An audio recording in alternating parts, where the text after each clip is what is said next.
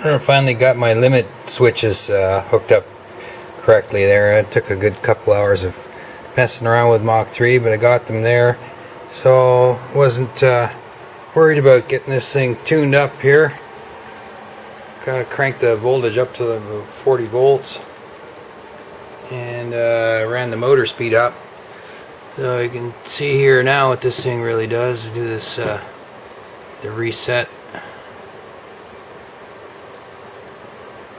I'm not sure what that is, but we'll get this PEC cycle working here. So the machine really winding up now.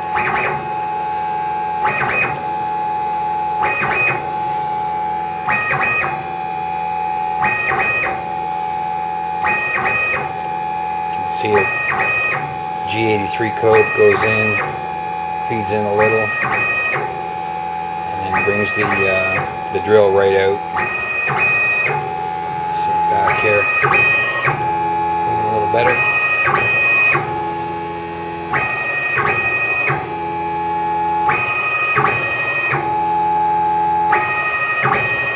So it goes back to its previous spot, then in feeds by that set amount, and it tracks the drill all the way out.